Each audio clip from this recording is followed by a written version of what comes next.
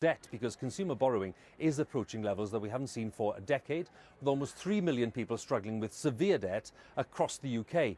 Now, as part of our reality check series, the key issues in the run-up to the election, Steph McGovern is asking, how much do we owe?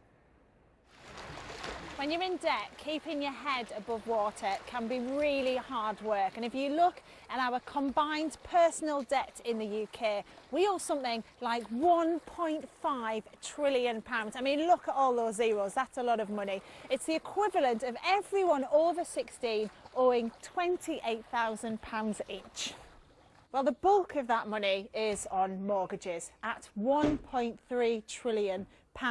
Then if you look at spending on credit cards, well, that's at about £68 billion. So what's left? Well, it's other things. It's overdrafts, it's personal loans, and a big growth area is car financing.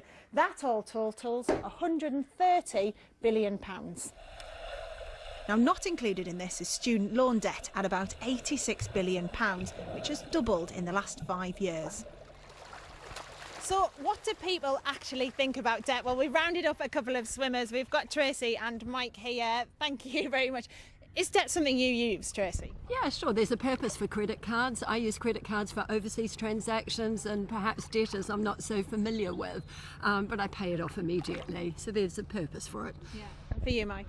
I mean, while I have a mortgage now, I remember back to my student days and being in quite a large amount of student debt. And that's an area I don't want to return back to. Yeah, and we've got Samantha here as well, because debt is actually something it worries you, doesn't it? It worries me. Yes, it definitely worries me. It can give me sleepless nights. You know, there's bills come in constantly, but I always try and look on the positives because there are people who are a lot worse off than what I am. Yeah. Well, thank you very much. And, next time you can have a swim when your arm's better, so look after yourself. But there is help out there for people, and we've got Graham here, who's from one of the local food banks. I mean, it's people with money problems are some of the people who come to you and see you. Yeah, it's not just about food, although we distribute 2 tonnes a week and that's rising. They come with other issues and debt issues are a common problem to them all. Shelley, from Citizens Advice, there's been a change in the type of people coming with debt problems, aren't there? There has been over the years. It used to just be like people on low income, benefit income, but now it's people working and they're using their credit facilities to get through to the next payday. Well, thank you for your time. Enjoy the sun in the deck chairs. So there is a lot of debt sloshing around out there, but how do we compare it to our neighbours? Well, have a look at this graph because it shows debt as a percentage of disposable income, and you can see there that the UK is quite high, but not as high as the likes of Australia, Denmark and Canada, all of which have pretty robust economies too. So do we need to worry about being in debt? Hannah, you've got some thoughts on this, haven't you? So debt sounds like a dirty word, but it doesn't have to be, as long as you can afford to repay what you've borrowed and as long as you're not using it to cover your day-to-day living expenses. And the big concern is that where wages aren't expected to go up and inflation is, that could put a squeeze on our household incomes and we will start to struggle. And if rates did go up by 1%, that would be an extra £71 a month on an 85 grand variable rate tracker mortgage.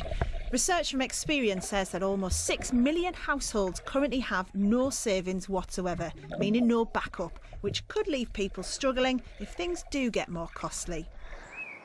But debt can be good if you're repaying it sensibly. It can help you to buy things to make your life easier.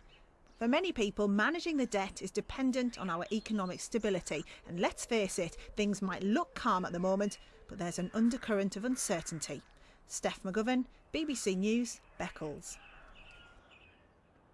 Our latest reality check there with Steph McGovern on levels